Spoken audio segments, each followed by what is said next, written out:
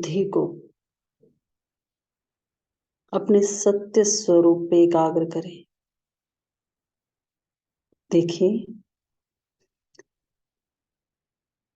मैं आत्मा चमकता हुआ हीरा मस्तक के भव्य भाल पर विराजमान हूँ।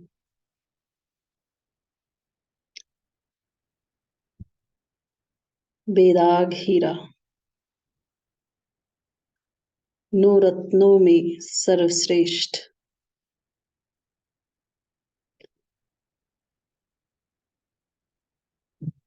संपूर्ण पवित्र। मैं डबल लाइट हूँ। देखिए, अपने बुद्धि के नेत्र से मुझ हीरे से सतरंगी प्रकाश चारों तरफ फैल रहा है।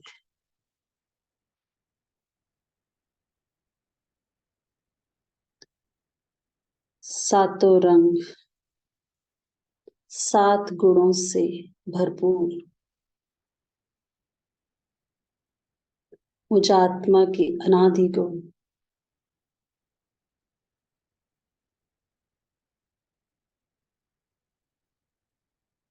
मेरे रोम रोम को प्रकाशित कर रही है। जिस तन में मैं विराजमान हूँ, अंग अंग मुझ आत्मा के इन अनादि गुणों से प्रकाशमान है। मैं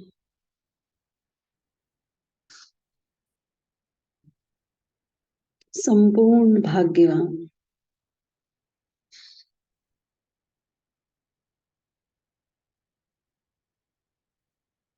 लाइट के काव में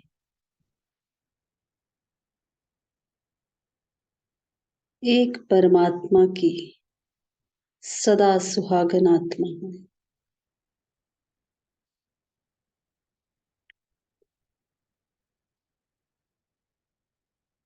संपूर्ण प्योर हूँ, सर्व प्राप्तियों से संपन्न हूँ। देखिए, परमधाम से बाबा का अनंत प्रकाश मुझ आत्मा पर पड़ रहा है। मैं आत्मा स्वयं को लाइट के काव में देख रही हूँ।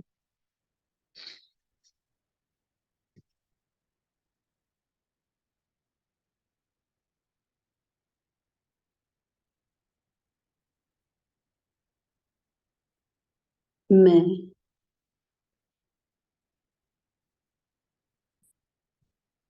लाइट के आकारी रूप को धारण कर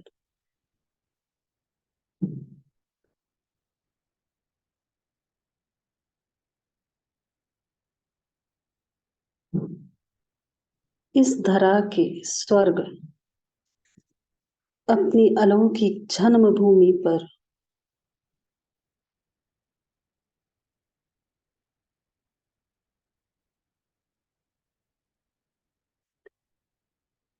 पहुंच जाती हूँ। मुझ आत्मा की अलौकिक भूमि, मेरा मीठा मधुबन,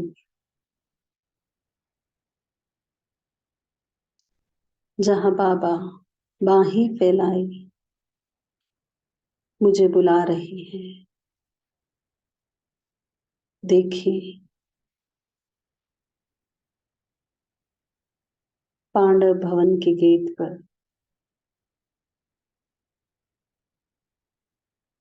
बाबा जैसे मेरा इंतजार कर रहे हैं। हाथ पकड़कर बाबा ने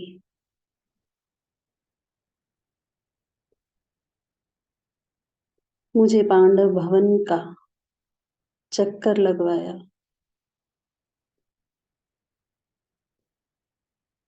शक्तिशाली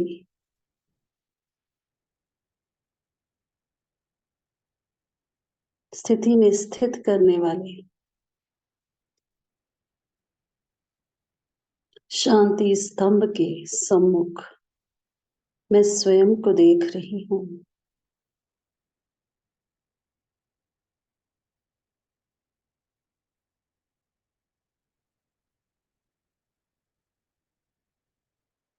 ब्रह्मा बाबा की याद दिलाने वाला, उनकी संपूर्ण स्थिति को प्रत्यक्ष करने वाला शांति स्तंभ,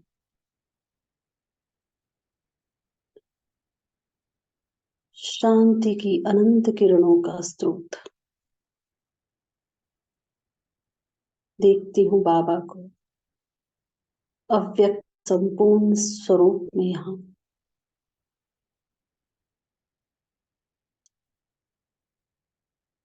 शांति स्तंभ के चारों तरफ चक्कर लगाते हुए अनुभव करें जैसे बाबा शांति और शक्तियों से मुझ आत्मा को भरपूर कर रहे हैं।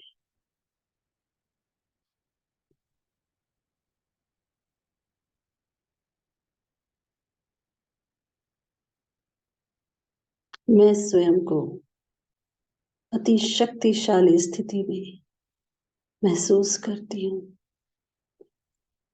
बाबा ने मेरा हाथ पकड़ा, अपने हाथों में हाथ दिया और जैसे लाइट की बिजली अनंत किरणें मुझ फरिश्ते के रोम रोम को प्रकाशमय करती हुई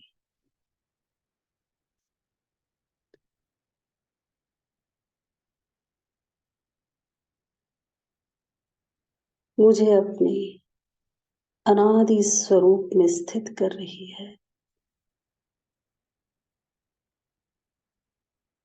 मैं आत्मा महसूस करती हूँ स्वयं को परम धाम में।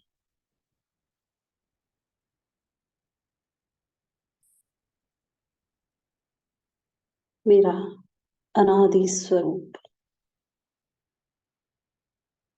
अनादि पिता के सम्मुख पवित्रता के महासागर शिव बाबा के सम्मुख देखिए।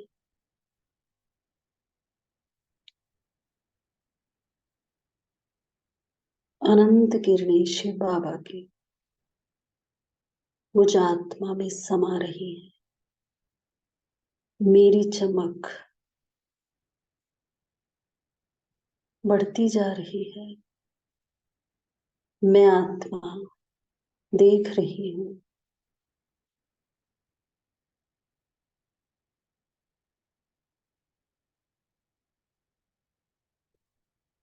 इस ब्रह्मलोक में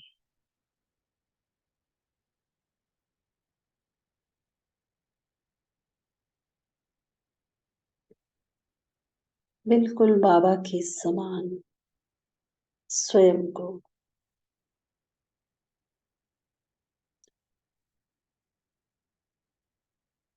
अपने सत्य स्वरूप को अनुभव करें। ये परम धाम ही मुझ आत्मा का असली घर है। ये बाबा ही मेरा संसार है। इस धरा पर बाबा ने मुझे भेजा अपना रोल निभाने के लिए, कुछ समय के लिए।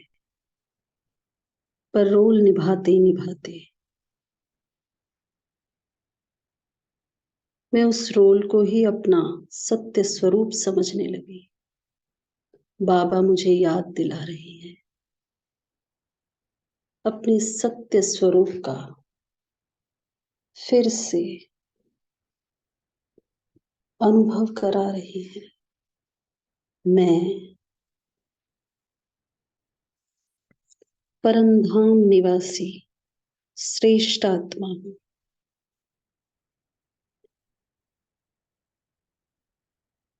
ये निराकारी लोक ही मेरा घर है। साकारी स्थिति में मैं मधुबन निवासी हूँ। मधुबन ही मेरा घर है। मेरी जन्मभूमि है। जहां बाबा वहां मैं आत्मा।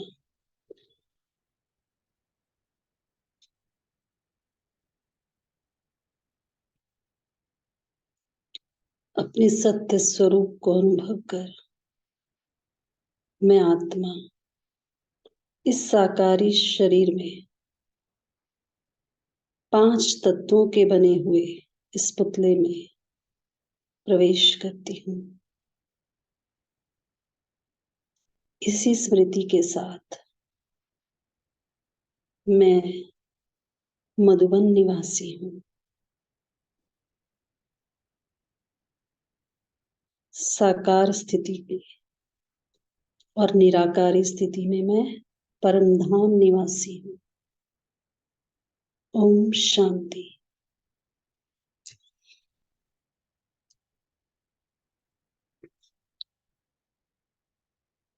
ओम शांति। आज की जो मुरली है वो कल की मुरली का सेकंड पार्ट है। कल हमने पढ़ा था सदा सुहागन की निशानियां, इसका पहला पार्ट पढ़ा था, जिसमें बाबा ने हमें बताया था कि अगर हमें अविनाशी स्मृति का तिलक लगा हुआ है, यही सदा सुहागन की निशानियां हैं। उसमें बाबा ने बताया था कि सदा सुहागन के नैनों में, मुख में, कानों में और स्वप्न और संकल्प में क्या होता है। और बाबा ने बताया था कि जो सदा सुहागन है वो सुहागर ही नहीं भाग्यवान भी हैं। और भाग्य की निशानी बाबा ने उसका आधार बताया था सर्व प्राप्तियां। जो आज का मुरली का जो सेकंड पार्ट है, इसमें बाबा दीदी जी के साथ और दादियों के साथ बाबा की मुलाकात है।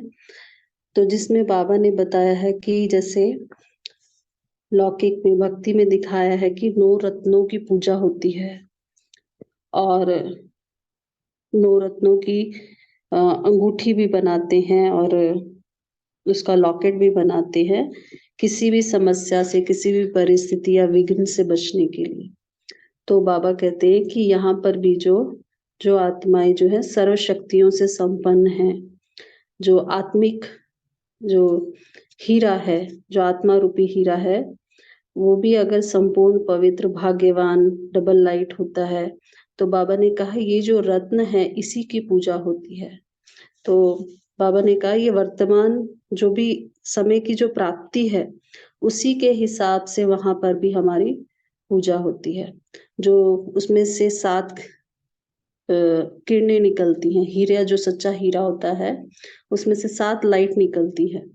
तो बाबा कह रहे हैं ये जो लाइट होती है वो है हमारी शक्तियों के रंगों की, कि जितनी हमने सर्व शक्तियां स्वयं में धारण की हैं वो लाइट हमें दिखाई देती है। दूसरा, जब बाबा ने दादियों के साथ मुलाकात की तो बाबा ने हमें याद दिलाया कि हम ब्राह्मणों का जो जन्म भूमि है, अलौकिक भूमि है, वो हमारा मधुबन है। बाबा ने धरती का जो इम्पोर्टेंस है वो बताया कि जैसा संग होता है वैसा रंग होता है, जैसा अन्न होता है वैसा मन होता है। तो बाबा कहते हैं जिस तरह की धरनी होती है वैसी हमारी करनी होती है, ये गायन है। तो बाबा कहते हैं अगर आप हमेशा इस स्मृति में के रहेंगे कि हमारी जो जन्म भूमि है मधुबन है, तो वो अलौकिक भूमि की स्मृति से हम निरंतर कर्म योगी बन जाएंगे। तो बाबा ने कहा हमेशा कहाँ पर भी रहते हो तो हमेशा अपने आप को समझना है कि मैं परम धाम निवासी हूँ, अगर निराकारी स्थिति के हिसाब से देखो, और अगर साकार स्थिति के हिसाब से देखो तो हमेशा समझना है कि मैं मधुबन निवासी हूँ। तो बाबा ने कहा कि मधुबन कहने से आपके अंदर वैराग्य वृत्ति और मधुरता स्वतः ही आ जाएगी, और बाबा को अगर अपना संसार बनाएंगे तो बेहद के वैरागी बन जाएंगे। तो अभी विस्तार में बाबा के महावाक्य सभी ध्यान से आत्मिक स्मृति में स्थित होकर सुनेंगे। ओम शांति।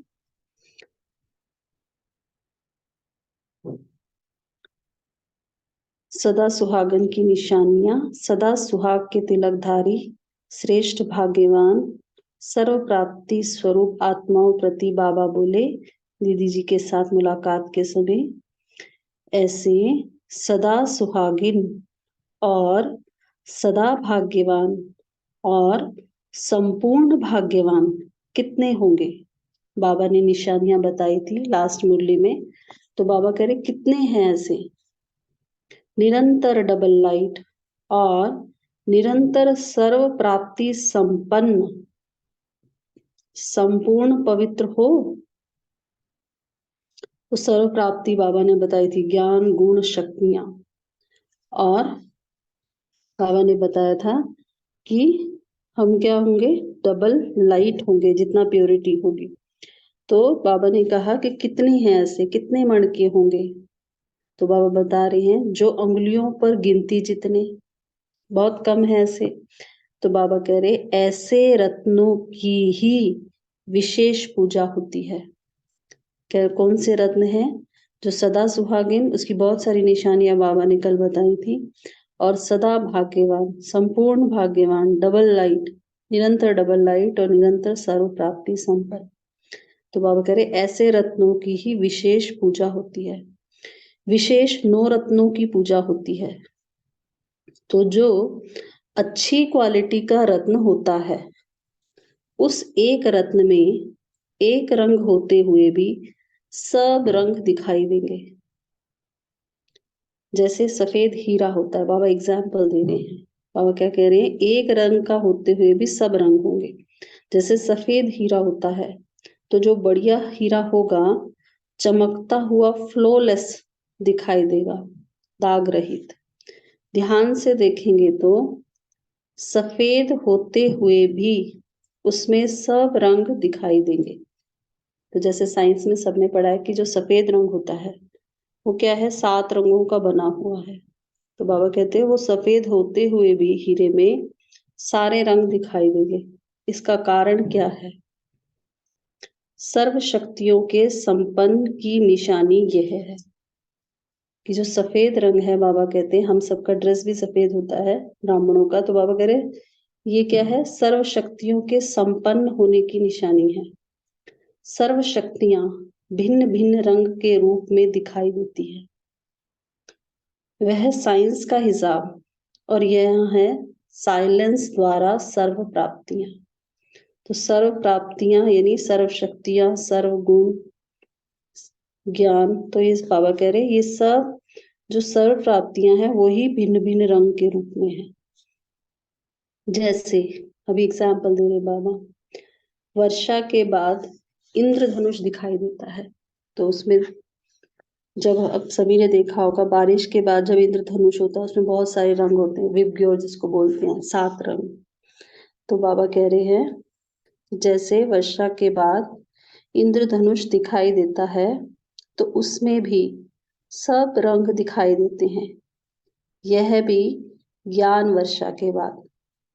तो बाबा कहते हैं ना, कई बार बाबा ने साकार मुरली में कहा है कि बाबा ज्ञान इंद्र है, ज्ञान की वर्षा करने वाला। तो बाबा कह रही हैं कि जैसे वहां पर बारिश के बाद 7 रंग दिखाई देते हैं, तो यहाँ पर भी जब बाबा ज्ञान की वर्षा करते हैं तो उसपे सर्व शक्तियों के रंग हम आत्मा में भर जाते हैं। तो वो दिखाई देते हैं हमारे व्यवहार से, हमारे कर्म से। तो बाबा कह रहे हैं वर्षा का फल सर्व प्राप्ति स्वरूप। तो ऐसा श्रेष्ठ हीरा व रत्न सर्व प्राप्ति स्वरूप होने के कारण जो शक्ति पाने चाहे वह उस रत्न द्वारा प्राप्त कर सकते हैं। तो उस हीरे में सर्व प्राप्तियां हैं, तो जो भी हमें शक्ति चाहिए होगी वो उस रत्न से प्राप्त कर सकते हैं। तो अब बाबा पूछ रहे हैं, तो ऐसे रत्न कितने होंगे? बाबा ने सारी विशेषताएं बताई। तो बाबा कह रहे हैं, ऐसे रत्न कितने हैं जिनमें सर्व शक्तियां हैं, सर्व प्राप्तियां हैं?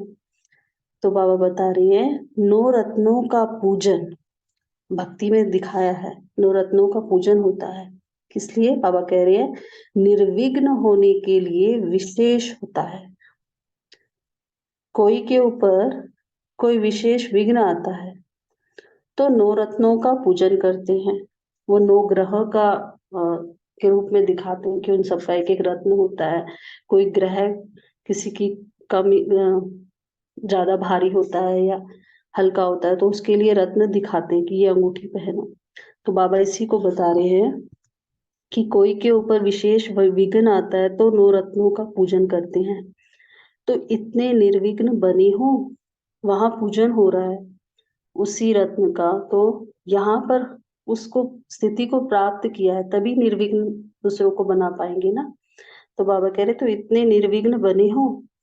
हर रत्न संपन्न होता है, लेकिन फिर भी हर रत्न की मुख्य विशेषता अपनी होती है। तो जितने भी रंग हैं, जैसे माणिक है, रूबी है, तो पन्ना है, जो पुखराज है, बहुत सारे रत्न दिखाए हैं ग्रहों के। तो बाबा कह रहे हैं कि हर रत्न की विशेषता अपनी है। तो बाबा कह रहे हैं, इसलिए 9 रत्नों की इकट्ठी पूजा भी होती है और अलग अलग भी विशेष कोई विघ्न अर्थ कोई रत्न गाया हुआ होता है। मानो धन की समस्या वह विघ्न है, तो धन की प्राप्ति के लिए वह अप्राप्ति का विघ्न मिटाने के लिए विशेष रत्न भी होता है। तो एक एक रत्न का अपना एक विशेष गुण है। तो जैसा विघ्न आता है उसके अकॉर्डिंग दिखाया है। अज्ञान मतलब कि वो बाहर की जो भक्ति मार्ग में कि वहां पर वो रत्न डाले जाते हैं लौकिक में। तो बाबा बता रहे हैं, बीमारी ज्यादा मार्क ली होगी, ज्यादा बीमारी आएगी, तो उसका यादगार फिर अब तक भी अपने हाथ में रिंग बनाकर पहनते हैं या गले में लॉकेट बनाकर डालते हैं।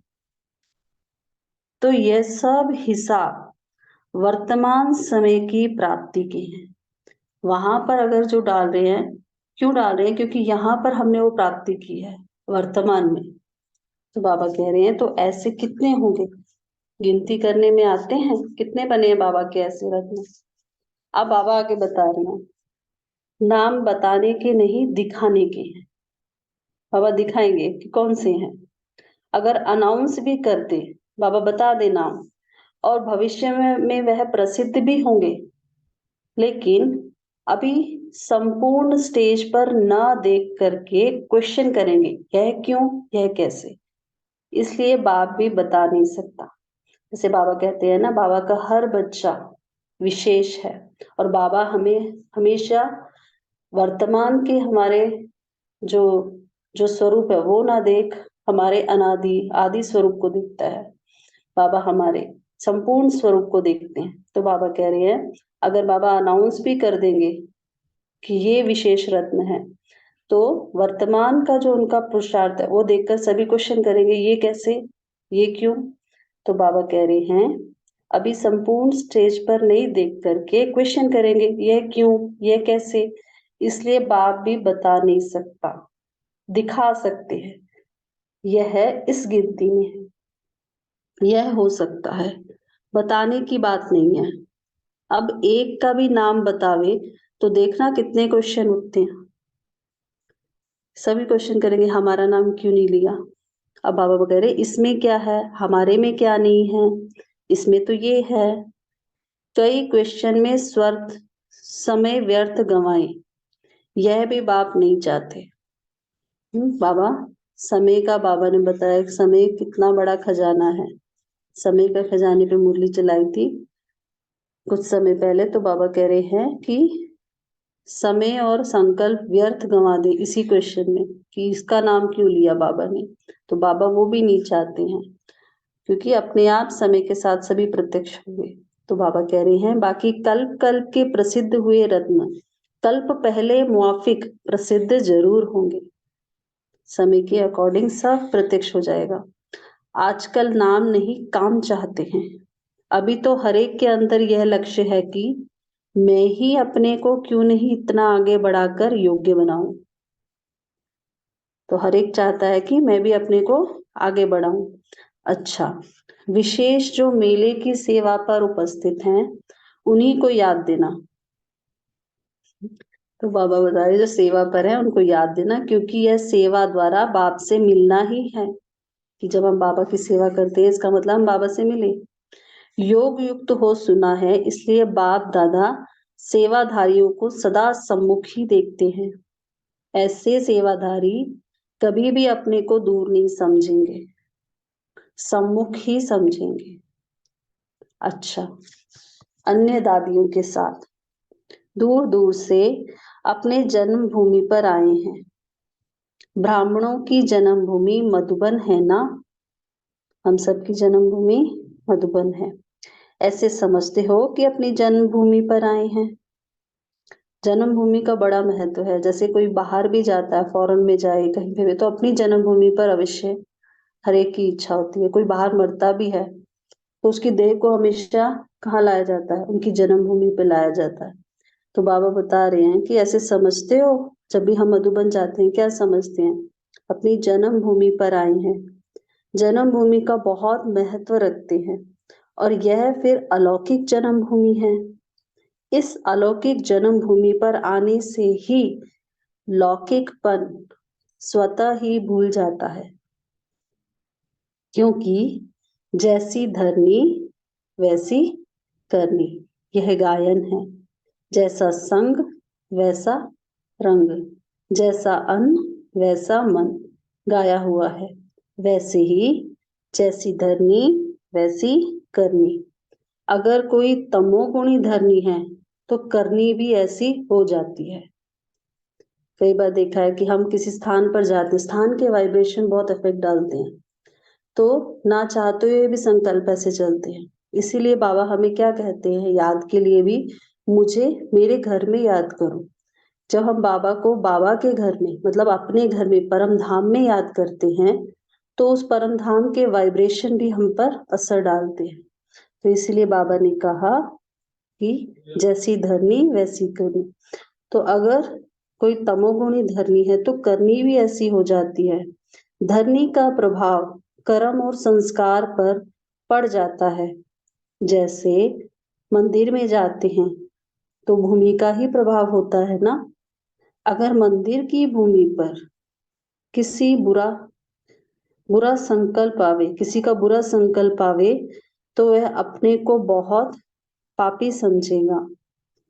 वैसे अगर बुरा संकल्प आता तो बुरा समझते। तो यह है अलौकिक भूमि। लौकिकता स्मृति में भी नहीं आएगी। निरंतर कर्म योगी हो जाएंगे तो हम अपने आप को बार बार अलौकिक भूमि के निवासी समझेंगे। मधुबन निवासी, तो बाबा कह रहे हैं लौकिकता की स्मृति नहीं आएगी और निरंतर योगी कर्म योगी हो जाएंगे। इसलिए बाप दादा सदैव कहते हैं, सभी ध्यान से सुने बाबा क्या कह रहे हैं, कहाँ भी रहते हो लेकिन अपने को सदा परम धाम निवासी व मधुबन निवासी समझो। निराकारी स्थिति के हिसाब से परम धाम निवासी, साकार स्थिति के हिसाब से मधुबन निवासी।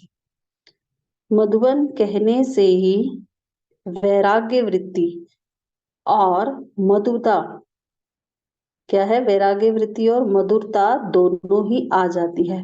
मधु मने मीठा, मधुरता। वन मने वनवासी मीन्स वैराग्य वृत्ति। तो बाबा कह रहे हैं स्थिति में बेहद की वैराग्य वृत्ति और संपर्क में मधुरता दोनों ही चाहिए। तो हमें इस जीवन में क्या चाहिए होता है, बेहद की वैराग्य वृत्ति हो हमारी स्थिति, और जिसके भी संपर्क में आए मधुरता के साथ व्यवहार हो। तो बाबा कह रहे हैं स्थान से स्थिति का कनेक्शन है।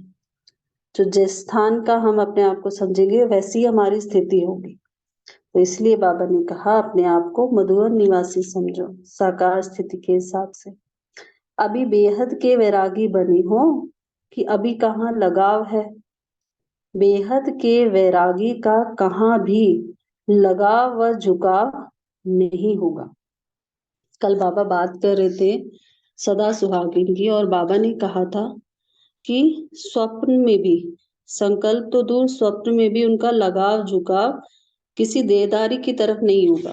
तो बाबा कह रहे हैं तो जब बेहद के वैरागी हम बनेंगे तो कहीं पे भी लगाव झुकाव नहीं होगा। तो उसके लिए अब बाबा हमें आगे बता रहे हैं, उसका सदैव इस पुरानी दुनिया से किनारा होगा। अब बाबा बता रहे क्या ट्रिक है बेहद के वैरागी बनने के लिए। बेहद के वैरागी तब बन सकेंगे, सभी ध्यान से सुने, जब बाप को ही अपना संसार समझेंगे।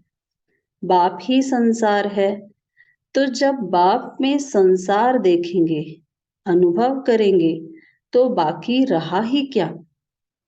ऑटोमेटिक वैराग आ जाएगा। बाप ही मेरा संसार है, तो संसार में ही रहेंगे, दूसरे में जाएंगे ही नहीं, तो किनारा हो जाएगा।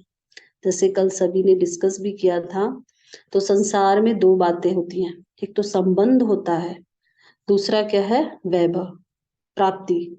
तो बाबा से ही अब जब हमारा सारे संबंध बाबा से है, बाबा संसार है, और जो भी प्राप्ति है वो बाबा से ही है, तो फिर हमारी बुद्धि कैसे जाएगी बाहर। तो इसलिए बाबा ने कहा संसार में व्यक्ति वो वैभव सब आ जाता है। तो बाप को ही अपना संसार बनाया है कि आगे कोई संसार है, कोई संबंध, कोई संपत्ति है क्या। बाप की संपत्ति सो अपनी संपत्ति। तो इसी स्मृति में रहने से ऑटोमेटिक बेहद के वैरागी हो जाएंगे।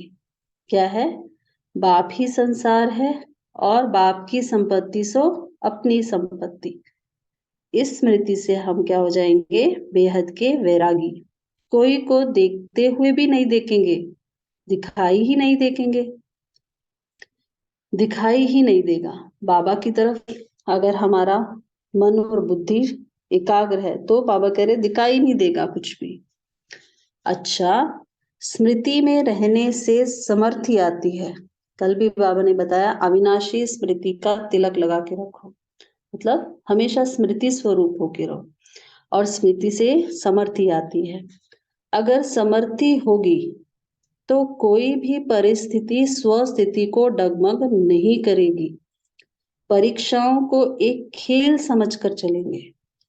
अगर खेल में या नाटक में किसी प्रकार की परिस्थिति देखते हैं तो डगमग होते हैं क्या। तो सभी ने अनुभव किया है कि टीवी पर अगर कोई मूवी आ रही है या सीरियल आ रहा है, उसमें कोई मर रहा है या कोई परिस्थिति आ रही है, तो हमें कोई फर्क नहीं पड़ता है, क्योंकि हम तो उसको ड्रामा देख रहे हैं, कि हम उसको एंजॉय करते हैं। तो ऐसे ही बाबा कह रहे हैं अगर ये जो परीक्षा चल रहा है, हमारे ऊपर कोई परिस्थिति आती है, वो परीक्षा है, खेल है, तो कोई परिस्थिति आई तो डगमग होंगे क्या।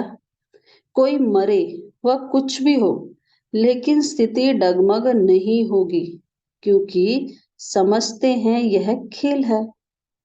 ऐसे ही परिस्थितियों को एक पाठ समझो।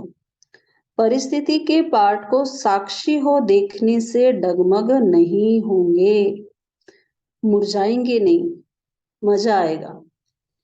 मुरझाते तब हैं जब ड्रामा की पॉइंट को भूल जाते हैं। तो बाबा से जो हमें सर्व प्राप्तियां हैं, उसमें बाबा ने सबसे पहली प्राप्ति कल कही थी ज्ञान। तो ज्ञान जो है स्वयं का ज्ञान, परमात्मा का ज्ञान और ड्रामा का ज्ञान, जब हम उसको भूल जाते हैं किसी भी एक पॉइंट को, तो बाबा ने कहा कोई परिस्थिति जब आती है तो मुरझा जाते हैं, उदास हो जाते हैं, दिल शिकस्त होते हैं। तो इसलिए बाबा ने कहा कोई भी परिस्थिति हो उसके पार्ट को हमें साक्षी होकर देखना है। अच्छा, ओम शांति। सभी 1 मिनट साइलेंस में रहेंगे और फिर हम सभी मुरली का चिंतन करेंगे।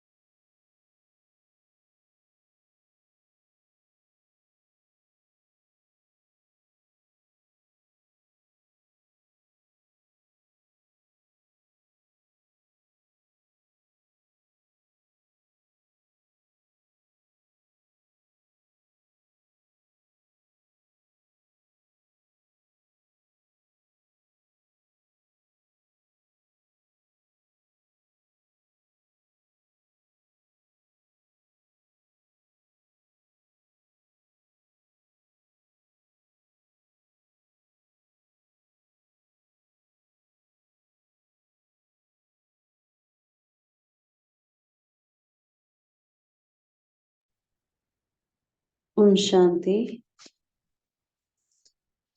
सभी मुरली पॉइंट डिस्कस कर सकते हैं। आज बाबा ने क्या बताया मुरली में? ओम शांति सिस्टर, आवाज आ रही है ठीक से? हाँ जी, बहुत अच्छे से आ रही है, बोलिए। आज बाबा ने बोला है ना कि बेहद के वैरागी हम तब बन सकते को ही अपना संसार समझेंगे। बाप ही संसार है।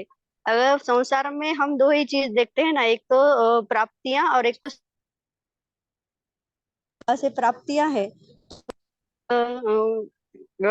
बेहद के वैरागी बन सकते हैं। ओम शांति। जी, जिन्होंने हैंड रेस किए वो एक एक करके बोलिए। बोलिए जयंत भाई जी। ओम शांति। लेखराज जी कृपलानी ये बहुत बड़े सोना चांदी और हीरे के व्यापारी थे। उनको हीरे की परख अच्छी आती थी। रत्न हीरा उनकी परख बहुत अच्छी थी। उनके ग्राहक पूरी इंडिया में राजघराने के लोग, बड़े बड़े लोग थे। लेकिन जब अवतरण हो गया बाबा का, तो उनको कौन सा हीरा, कौन सा सोना सच्चा है, इसका ज्ञान हुआ। वो ज्ञान होने के बाद उन्होंने अपना शेयर निकाल लिया और जो सच्चे हीरे हैं उन उन्होंने उनके साथ उनको ज्ञान दिया और 14 साल तपश्चर्या किया। और तपश्चर्या में जो हीरे खरे निकले वो नवरत्न उनके साथ थे। और बाबा ने उनको भी ज्ञान दिया और उनके माध्यम से सब दुनिया को ज्ञान दिया। और वो सच्चे हीरे के व्यापारी थे और वो सच्चा हीरा क्या है वो बाबा ने बताया। दूसरी बात, ये मुर्गी में आ गया है कि बीमारी ज्यादा माइली होती है, तो इसका क्या मीनिंग है दीदी जी? ओम शांति।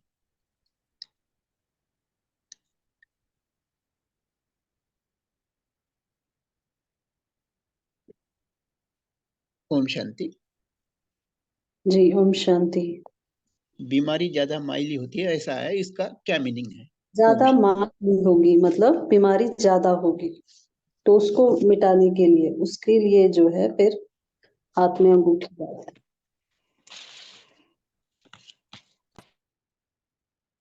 जी बोलिए। शुक्रिया दीदी। जी, जिन्होंने हैंड रेस किए हैं वो एक एक करके बोलिए। जी ओम शांति। बाबा ने आज कंपेयर किया है इंद्र धनुष से और ज्ञान वर्षा से। तो बाबा ने कहा जैसे इंद्र धनुष निकलता है तो उसके बाद में रेस जो निकलती है 7 रंग की, तो उसी तरह से बाबा ने उसमें देखो तो डिफरेंट डिफरेंट कलर्स रेस दिखाती है। उसी तरह से बाबा ने बोला है कि ज्ञान की जो हम जब ज्ञान लेते हैं, ज्ञान वर्षा के बाद हमारी जो आत्मा है उसमें सर्व शक्तियां भर जाती है। तो वो शक्तियां हमारे में भर जाती है। तो कंपेयर कर रहे थे बाबा ने रेनबो से और ज्ञान वर्षा से। तो उससे उससे हमारी वर्षा का फल सर्व प्राप्ति स्वरूप हम बन जाते हैं। ओम शांति। और बाबा ने ये भी कहा है कि धरनी जो है, जैसा धरनी वैसा करनी। तो हमें ऐसा समझना चाहिए कि परम धाम निवासी हम निराकार परम धाम निवासी और साकार में हम मधुबन निवासी है। तो हमारा स्थान ही हमारा स्थिति बनाती है। ओम शांति। जी बोलिए अश्विनी सच। ओम शांति। आज ओम शांति सिस्टर। बाबा बोलते हैं कि हम मुड़ जाते जब हम ड्रामा को खेल नहीं समझते। अगर हम ड्रामा को खेल समझेंगे तो मुड़ जाएंगे नहीं, खुश में रहेंगे, मुड़ जाएंगे नहीं कभी। ओम शांति। जी ओम शांति। तो बाबा ने कहा जैसा स्थान होता है आपकी स्थिति भी उस स्थान के अनुसार बनती है। तो आप अपने आप को या तो साकार में आप अपने आप को मधुबन निवासी समझो, या अगर आप निराकार स्थिति में हो तो परम धाम के निवासी समझो। तो जैसा आप अपने जिस स्थान से आप अपने आप को कनेक्ट करोगे, वैसे ही आपके अंदर उस तरह के संस्कार इमर्ज हो जाएंगे, और वो संस्कार है मधुरता का और वैराग्य वृत्ति का। ओम शांति। जी, बहुत अच्छा। और क्या बताया, कोई शेयर करेगा?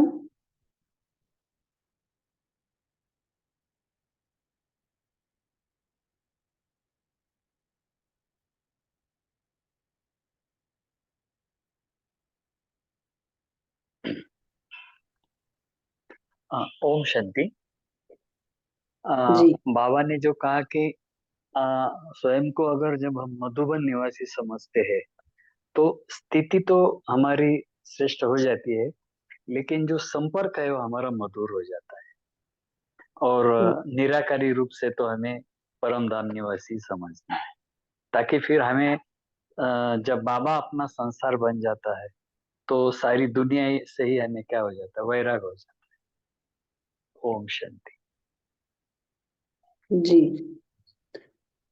तो जैसे बाबा ने कहा कि जब हम अलौकिक भूमि की स्मृति में रहेंगे, कि हम अलौकिक जो भूमि है मधुबन है वो हमारी जन्म भूमि है, तो बाबा ने कहा लौकिकता आपकी स्मृति में नहीं आएगी।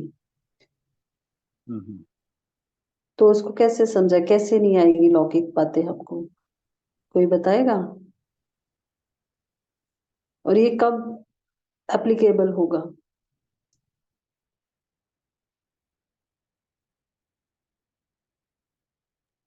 समझेंगे तो ऑटोमेटिकली हम लौकिक का भूल के हम अलौकिक समझ लेंगे।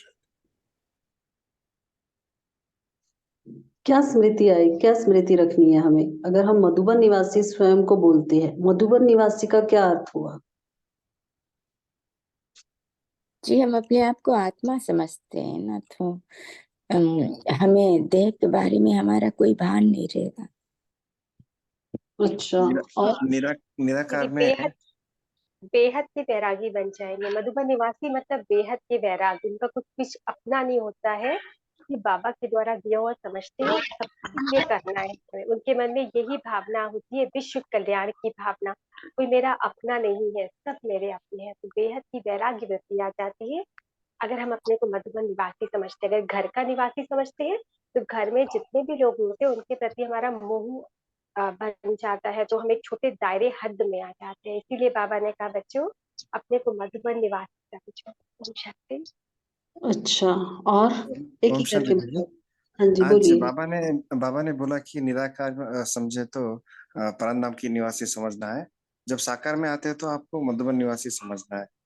और जब भी हम साकार में रहते हैं तो मधुबन निवासी कहने से ही हमको बेहद का वैरागी बन जाएंगे। ओम शांति। जी, बोलिए। ओम शांति। बाबा ने मधु यानी मीठा बोला है, और बन यानी बैराग, वन में जाके बैरागी रहना। तो ये मधुबन का ऐसा बाबा ने अर्थ बताया है। ओम शांति। जी, ओम शांति दीदी। हाँ जी, आवाज बोलिए। आ रही है? हाँ जी, हाँ जी, आ रही है, बोलिए आप। हाँ, तो मधुबन निवासी अर्थात हम मधुबन को अपना अपना घर समझे।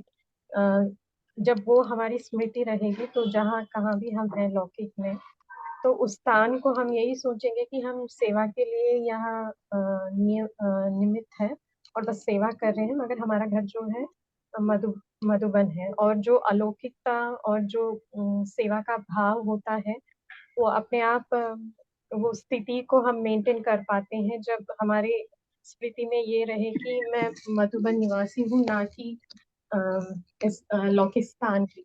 तो ऐसी स्मृति से हमेशा हम, जैसे बाबा ने कहा कि साकार रूप में जैसा स्थान वैसी स्थिति, तो ऑटोमेटिकली क्योंकि मधुबन तो यज्ञ भूमि है, तो मेरा यही रहेगा स्मृति में कि मैं यज्ञ के लिए यहाँ सिर्फ निमित्त हूँ और सब कुछ मधुबन ही है, तो वो इजी कर देता है पुरुषार्थ को।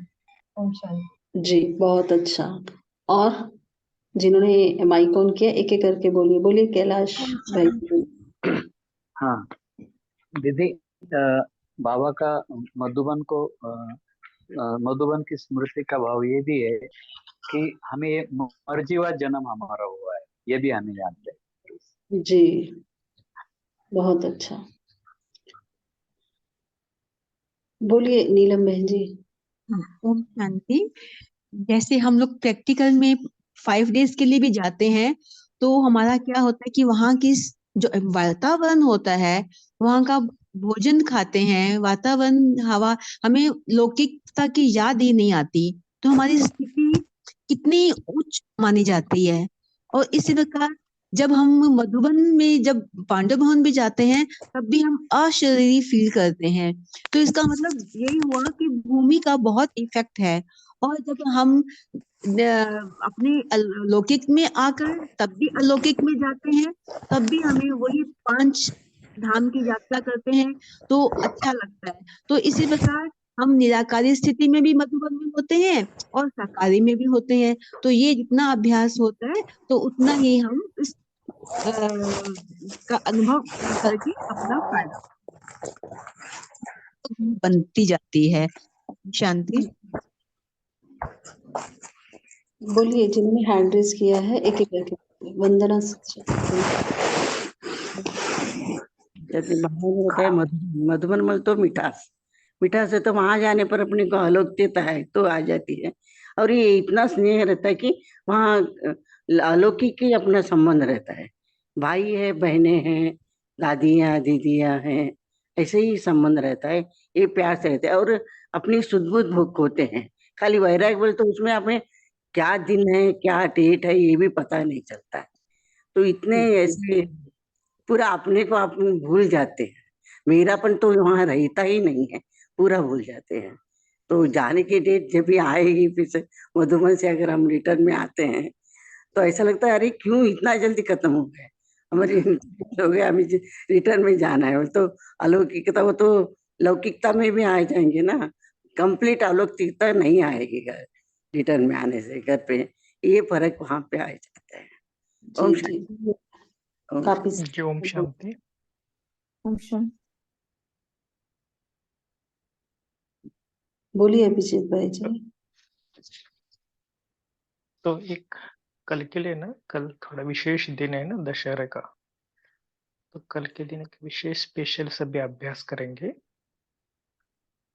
कि जो बाबा की आज की मुरली चली ना, फॉर एग्जांपल कि जब भी आप साकार घर है सभी का, वो ऐसा समझे कि 4 अगर घर में रूम्स है फॉर एग्जांपल, तो ये बाबा का कमरा है, ये हमारा शांति स्तंभ है, हिस्ट्री हॉल है, बाबा की झोपड़ी। ऐसे आप थोड़ा अनुभव करना, जैसे एक कमरे से दूसरे कमरे में जा रहे हैं ना, मैं बाबा के कमरे से बाबा की झोपड़ी में जा रहा हूँ, फिर अगर बेडरूम पे आ रहा है तो ये कौन सा, ये तो बाबा का हिस्ट्री हॉल है। ऐसे ऐसे हम बाबा के साकार में ही बाबा के घर को ही मधुबन समझेंगे,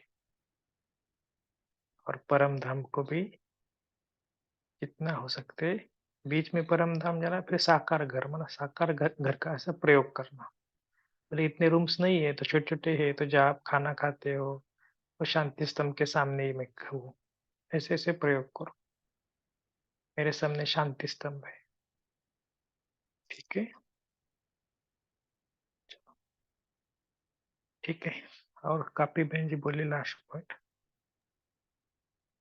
शांति भाई जी, मैं वही बोलने वाली थी कि इस ये सीन जो आपने बोला ना, कि किसी ने एक बार कहा था कि ऐसे घर को, लौकिक घर को ही 4 धाम की 4 स्थान बना देने हैं, और जैसे स्मृति होगी ना वैसे स्थिति होगी। तो हम मधुबन की स्थिति को अपने लौकिक घर में भी बना सकते हैं, और जैसी स्थिति होती है वैसी भूमि भी बन सकती है वाइब्रेशन से। ओम शांति। जी बहुत अच्छा। तो अभिजीत भाई जी ने जो होमवर्क दिया है तो कल हम सभी करेंगे। अभी पोल लॉन्च कर रहे हैं तो सभी उसका रिप्लाई कर सकते हैं।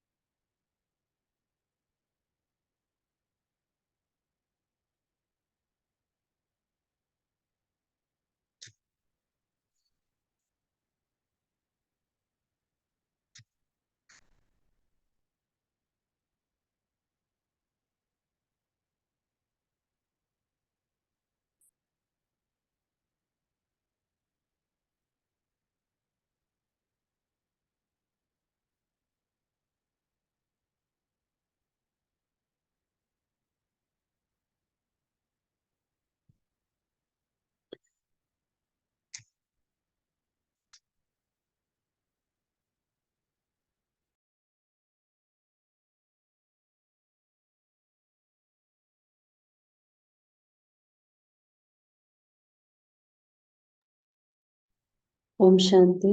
तो अभी सभी लास्ट में परम धाम में पहुंच जाए, अपने अनादि स्वरूप में सब स्थित हो जाएं।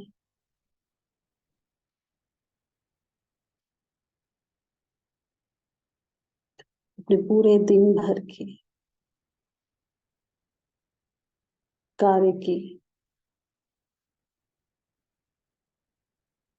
जो भी लिस्ट, जो भी किया कार्य, जो संकल्प किए, वो सब बाबा को समर्पित कर दें। पूरी दिनचर्या और बाबा से कहे, बाबा जो आज आपने मुरली से हमें होमवर्क दिया है, इस होमवर्क को मैं पूरी लगन से ईमानदारी के साथ करूं। जैसा आप मुझे बनाना चाहते हैं मैं वैसा ही बनूं।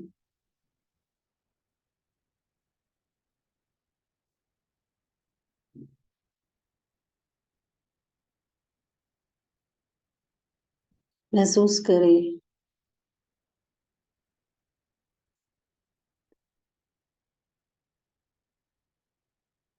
मैं 9 रत्नों में विशेष रत्न हूं।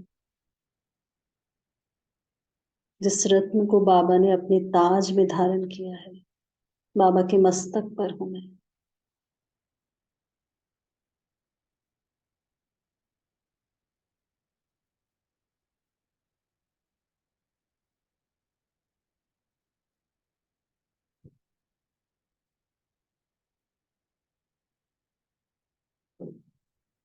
सूक्ष्म वतन में सभी आए और बाबा की गोद में योग निद्रा में सो जाए। सभी बाबा की गोद में सो जाए और बाबा को गुड नाइट करें। ओम शांति। सभी को गुड नाइट।